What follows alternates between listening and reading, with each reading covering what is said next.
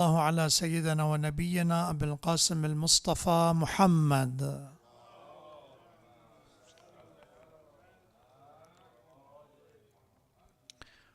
وعلى أهل بيته الطيبين الطاهرين المعصومين المكرمين سيما بقية الله في السماوات والأراضين. قال الله تبارك وتعالى في القرآن الكريم: لقد كان في قصصهم عبرة لأولي الألباب ما كان حديثا يفترى ولكن تصديق الذي بين يديه وتفصيل كل شيء وهدى ورحمة لقوم يؤمنون.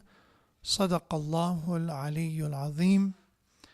May Allah subhanahu wa ta'ala grant us tawfiq of performing Hajj and sa'i of Safa and Marwa and the Amal of Hajj, and especially experiencing the day of Arafah and Arafat.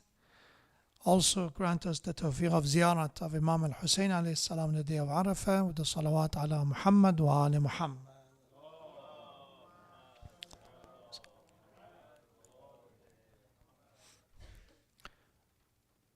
Yesterday was 7th of Dhul Hijjah, anniversary of the martyrdom of our 5th Imam, Imam Muhammad ibn Ali Al-Baqir alayhi salatu wassalam, the one whose title is Al-Baqir, the one who is known as the revealer of knowledge or splitter of knowledge. May Allah subhanahu wa ta'ala send His best peace and blessing upon him, upon the family of the Prophet, and upon his final messenger, Prophet Muhammad sallallahu alayhi wa alihi wa sallam.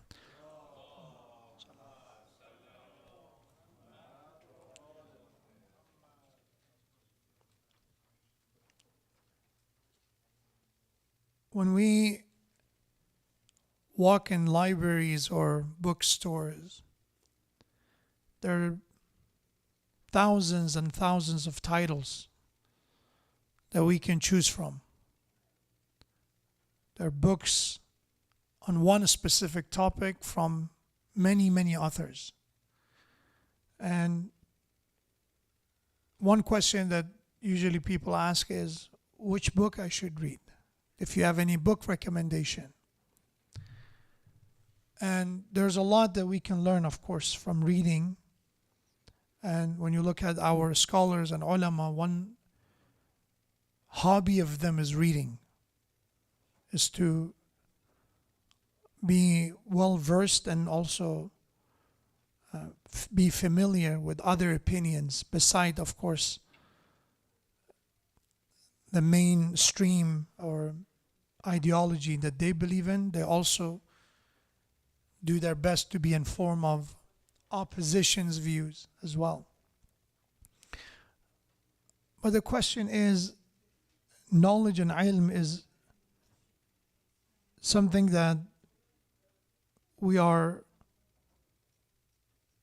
thirsty for and we are in need of it. In Surah Al-Rahman, Allah subhanahu wa ta'ala says, Bismillah ar-Rahman ar-Rahim, Ar-Rahman, Allama al-Quran, Khalaq al-Insan, Allamahu al-Bayan. The word Allama is being repeated, we can see twice, and it's about ilm and how Allah taught human beings. But among the things that Allah said He taught is Allama al-Quran. He is the one who taught the Quran. And when you look at the life of Imam Al-Baqir alayhi salam and the life of Ahlul Bayt in general, Quran plays an important role.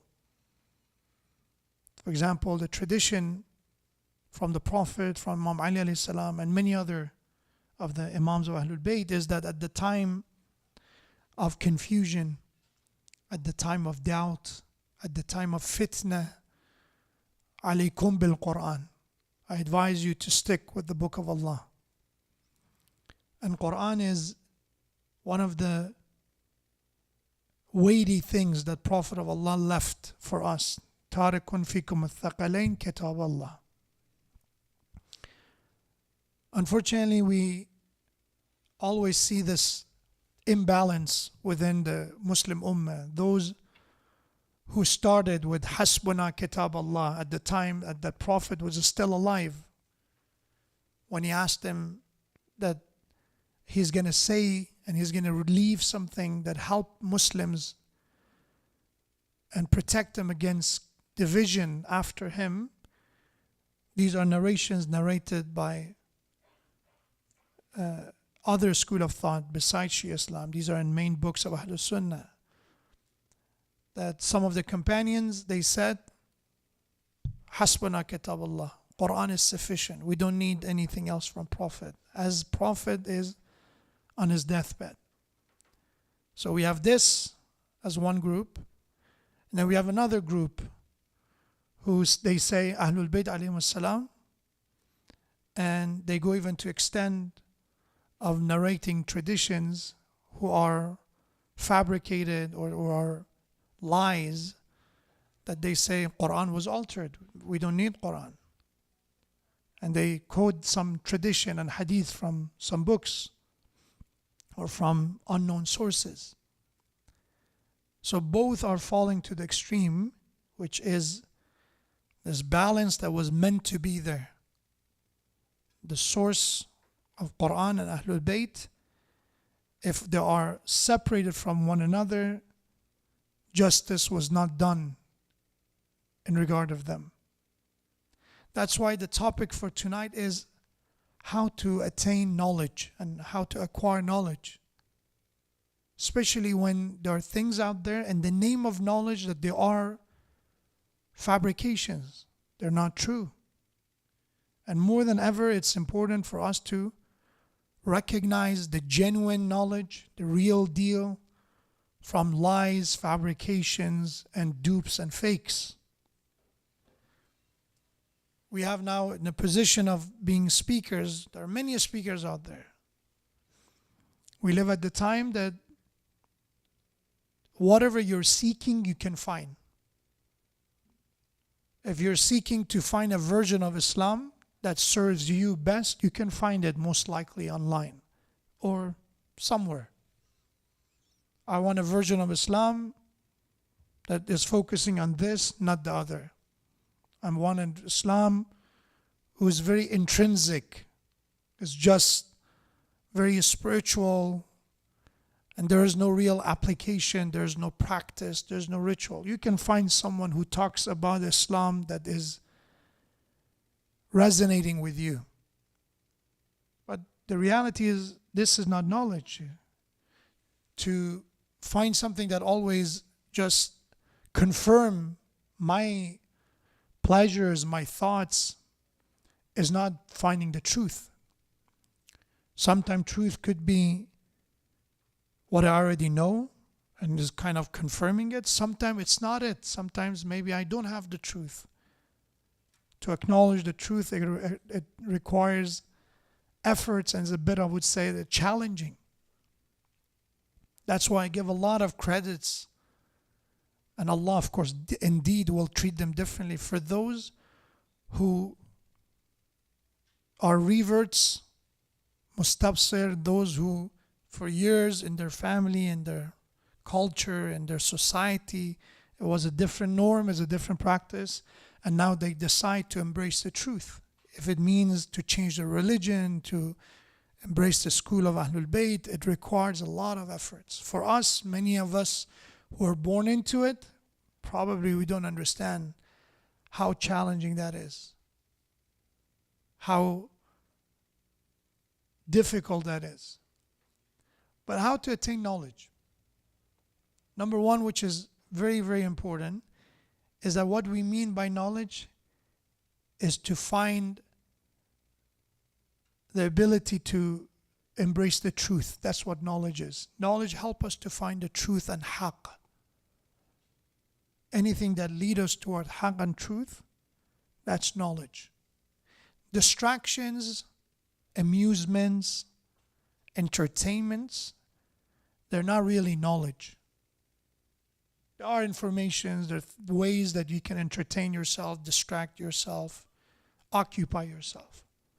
But the knowledge that Quran talks about, that this ilm that we are asking Allah for, right? The word ilm, we can see the derivatives of the word or the word itself is hundreds of times in the Quran. And Allah also labels many people, أكثرهم لا يعلمون. Many of the people that they are rejecting God, rejecting faith, they make fun of the prophets of God, they are not taking religion seriously. Allah said, أكثرهم لا يعلمون. Many of them don't know. Many of them don't have the knowledge. أكثرهم يجهلون. Many of them are jahil, they're ignorant. So what's the source of knowledge for us? The ayah I recited from Surah Yusuf, last verse of Surah Yusuf is 111. Allah said, لَقَدْ كَانَ فِي قَصَصِهِمْ عِبْرَةٌ لِأُولِي الْأَلْبَابِ. Allah said in the chapter of Yusuf, the story of Yusuf, there is certainly a moral lesson in their accounts for those who are intellectuals, for those who use the lub. They use the purpose of their ability to think. Intellect. Those who possess, those who utilize their intellect, when they read the story of Yusuf, they're not just getting entertained by it. There's a lot to be learned from it. Ibrah. Ibrah is when you look at the account of the past, you learn patterns, you analyze, you reflect, and you find lessons that you can replicate, you can apply to your own life. Ibrah. And Allah said in the story of Yusuf, there's a lot.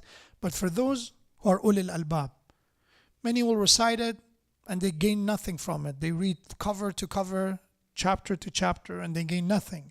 But ulil albab, those who are intellectuals, are the one that when they read, there's something to take away from it. مَا كَانَ حَدِيثًا يُفْتَرَى.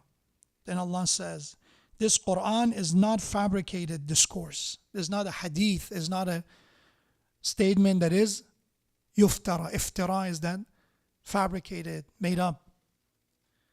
وَلَكِنْ تَصْدِيقَ الَّذِي بَيْنَ يَدَيْهِ. This Quran rather is a confirmation at what was revealed before it. The Torah, Injil, this is just confirmation. This is a continuation. وَتَفْصِيلَ كُلِّ شَيْءٍ.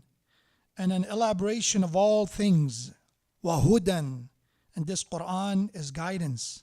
وَرَحْمَةً. It's mercy.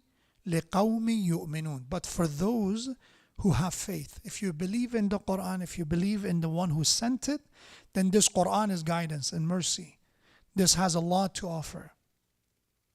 Again, if we just spend time to look at the traditions of Ahlul Bayt in regard of Quran, we can have hundreds and hundreds of pages filled with ahadith, with narrations and reports of the importance of Quran. So if you want to acquire that knowledge that lead us toward the truth, Quran is the main source. That's one. How to attain knowledge? We need to understand Quran. We need to learn from Quran. And by Quran, not just reading it for the sake of reward. That's the surface level. Reading Quran, even for those who don't speak Arabic, there's a reward. Allah promised it. Prophet of God promised it. That's why we have, even if you don't know how to read Quran, we have narrations that if you just open the Quran, look at the words of it, look at the lines of Quran, there's a reward for that. But that's the basic level. It wasn't meant for this that Allah sent down the Quran. Allah was sent down the Quran as hudan, to be a source of guidance. So for those who, when they read Quran, they ask this, how can this Quran help me to make better decisions in my life? When I recite Quran, how can it help me to recognize the righteous, virtuous leader from the misguided and deviated leader? It helps you in different aspects. Because the principles of that, tafsilan likulli shay. It doesn't mean that Quran from the beginning to the end covers everything in a sense of data, in a sense that everything that is in reality, not details of it, what truly matters is already in the Quran. That's why Allama Tabatabai, when you look at this tafsir and commentary of Quran, he didn't claim that I covered everything in the Quran. That's why right now Allama Jawadi Amuli, he's writing this tafsir called Tasneem, and there are now dozens of volumes published, there's still a lot left. There's a lot to be learned from this book. And this is not the first tafsir, and this is not going to be the last tafsir, last commentary. Because when you recite it, there's a lot that you can attain from it. But we need to start from the basics. Imam As-Sadiq alayhi salam said, I do not find it acceptable for our follower either to already know how to recite Quran, unless they know already how to recite Quran, or they're in the process of learning. There should not be a third option. As a follower of Ahlul Bayt, we cannot say, okay, Quran, it's not my language and that's it. The same way when we find it necessary, mashallah, I know brothers in our community that because of their business, they learn Spanish. And in thousands of years, they would have asked them, you would have learned Spanish. I said, no, but necessity is the mother of all inventions. They have to learn, they learn.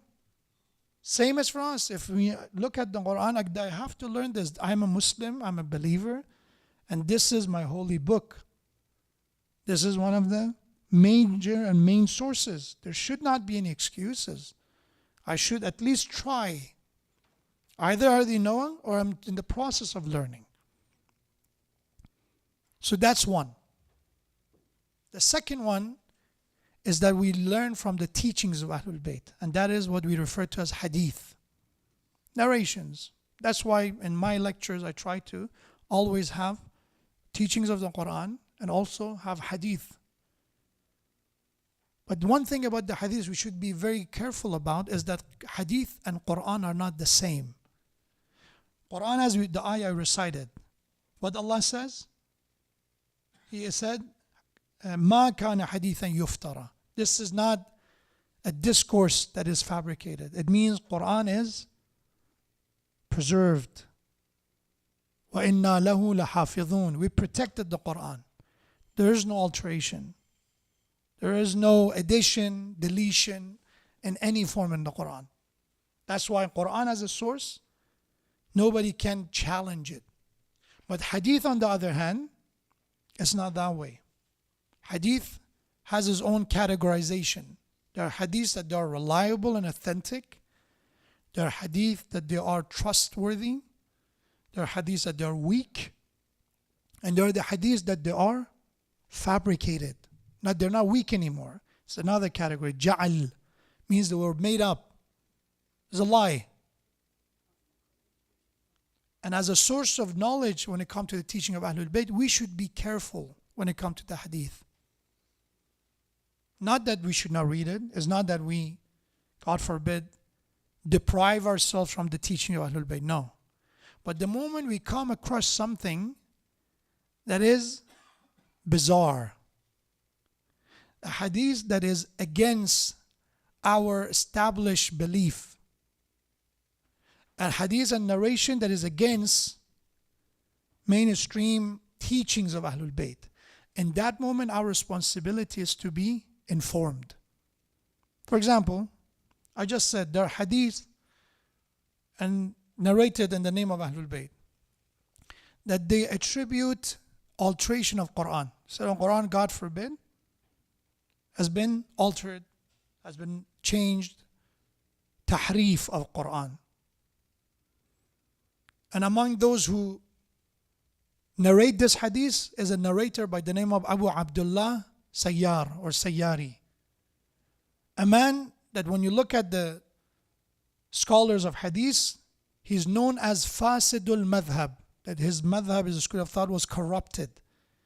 He was someone who was famous and known that he would say, as long as you believe in this, it doesn't matter what you do. It's like some kind of inclination toward ghulat, those who are extremists, exaggerating in what the status of the Ahlul Bayt.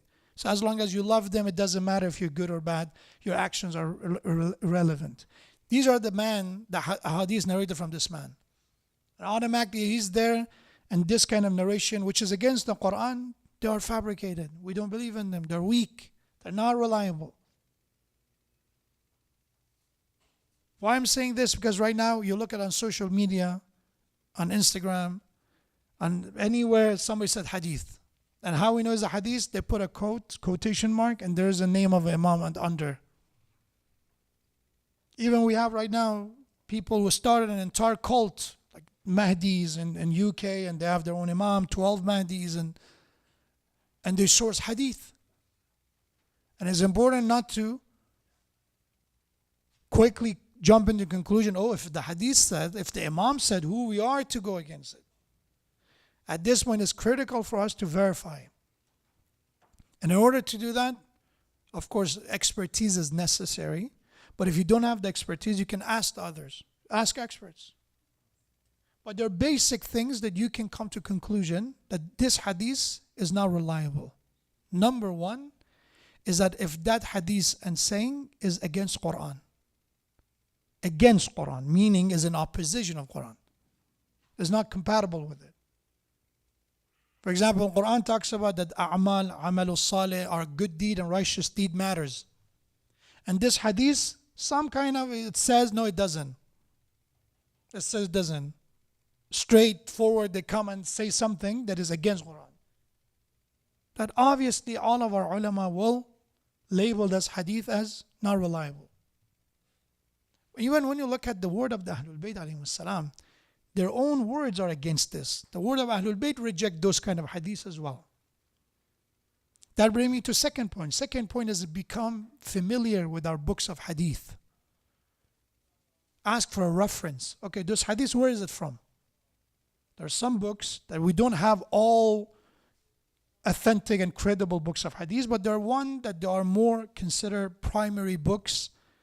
They are the books that have been written in the early years, in the early centuries of Islam, versus a book that had been published recently, 50 years ago, 100 years ago. There are books, when you go to ziyarah of Imam Rida alayhi salam, there are books. It's a good thing many of you don't read Farsi. If you know, that's not a blessing all the time. It could be a curse as well. When you look at these titles, many of these books are attributed to Ahlul Bayt. One book is Ta'abir al-Ru'ya, Dream Interpretation by Imam Ja'far al-Sadiq. Is Imam Ja'far al-Sadiq wrote the book? No. But the way that they titled it as if this is a book that Imam al-Sadiq said. And the traditions in it are not reliable. Or a book about jinn, and they have some things in it, some stories and stuff. Many of them not reliable. But people, they always look for something that is interesting or is kind of has that element of, I would say, entertainment in it. So they go with these topics. So to acquire knowledge of Ahlul Bayt, because Imam Al-Baqir alayhi salam, one thing that we are in debt to him is that majority of our ahadith is from Imam Al-Baqir and Imam Al-Sadiq alayhi salam, from two Imam. So it's an injustice if I go and take a hadith that is fabricated or is weak or is not reliable and not to become familiar with the real gems that Imam alayhi salam said it.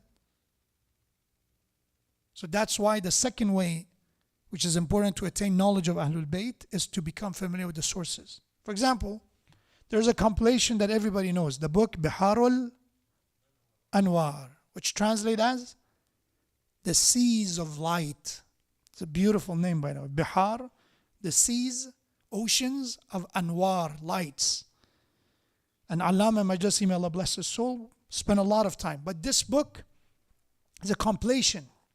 It means that he used all different sources to bring all these ahadith in 110 volume of book. It's the biggest one in Shia and Sunni in the sense of quantity and size. But if somebody claims because it's Bihar al-Anwar as a code, as a reference, nobody going to say, oh, it's reliable because it's Bihar al-Anwar. Because Bihar al-Anwar has tradition that they are not reliable. And Allama Majlisi's intention was not to just bring the reliable, was to bring and collect all the different books. Back then, it wasn't as we have right now, that we look up and Google and there's a keyword and we can find something. Back then, these hadiths, these books were existing in this library and that library, and if they're not preserved, easily could have been destroyed. We're talking about the time that there's no printing and print shops and all that easily you can copy books. We are in debt to Allama Majlisi. He preserved it. But he did it a collective, as I said, compilation. And in there he said, okay, I take this hadith from this source. I take this hadith from this book. But if the hadith is from Al-Kafi, that reliability percentage rises, is one of our primary sources. Not all, but there's much higher than Bihar al-Anwar, for example. And again, as I said, it's the expert's job, but you should have some basic understanding yourself. Because a name Imam al-Baqir is being used, it should not make us believe in every quotation mark either. And I can give you a list of ahadith that when you read, you said, how is that possible? I give you an example of the Imam al-Baqir himself. This is from the book Al-Kafi, Usul al-Kafi, volume 3. Imam al-Baqir said to his companion, أبلغ شيعتنا, communicate this, deliver this to our Shia. إنه لن ينال ما عند الله إلا بعمل. Imam al-Sadiq said, tell them that whatever is before Allah subhanahu wa ta'ala cannot be attained without action. Cannot be attained without amal, without action. وأبلغ شيعتنا إن أعظم الناس حسرة يوم القيامة من وصف عدلا ثم يخالفه إلى غيره. And tell our Shia, convey this message to them, our followers. In the day of judgment, among those who has the greatest regret are those that they praise an act of justice. They praise an act that is just, is good. But ثُمَّ يُخَالِفُ, but in their own action, they do opposite of what they praised. Oh, I love this, and they compliment and praise, and in their own action, they do opposite. This person, Imam al-Baqir said, will have the greatest regret in the day of judgment. You compliment, oh, mashallah, good for them. They never do ghibah. They don't look at what people have. They're not jealous. You praise this good habit or good ritual, good merits of others. But in my own action, I do opposite. I do everything in my power to gossip, to do ghibah, God forbid. I am the most jealous person and I do nothing to stop it. I express that jealousy in my words. Then I will be the one with the greatest level of regret in the day of judgment. This is the hadith of Imam al-Baqir.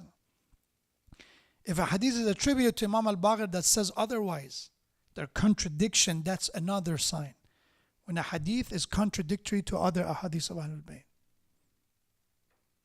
So in order to attain knowledge, I would say our responsibility is to stay away from bizarre ahadith and narrations. Those that said, oh, this is the first time, this is not compatible with our main teaching. Most likely is going to be one of those ahadith, one of those narrations. And the Imams of Ahlul Bayt alayhimus salam cursed, meaning they did la'an. They asked Allah to remove His mercy from some of these liars. Some of them, in the name of Ahlul Bayt, they would attribute things to Ahlul Bayt that they never said. And Imam referred to them as mal'oon. May Allah remove His mercy from them because of that. So like any other source, we should be careful. And when we look at the Islamophobes, when you look at the takfiris, those who are against Shia, usually they have these hadiths handy. You know, how many of our youth come to me and said, in MSA, I was talking to this person, and they told me, you Shia, you believe there is a different Quran, you believe in a different Quran. How many, I said, if every time I had this conversation, you'll be amazed. And they are in shock. And they come to me and say, Shaykh, where is that second Quran? I said, there is no second Quran. This is the Quran. But, and then they say, oh, this is a hadith. I said, okay, forget about the hadith. You've been coming to the masjid all the time. Here, Iraq, Mashhad, anywhere in the world, go and check the Quran. That should be enough evidence for you. That fake hadith or fabricated hadith or weak hadith is not going to be something to throw you off, to make you confused. Because they do exist. The same way in the school of Ahlul Sunnah, they have this problem much wider than us. In their hadith, they have also traditions that say Quran was fabricated. They have that problem as well. They have fabricated and lies as well. But our responsibility is to stick with muhkamat, with firm, strong, well-grounded knowledge.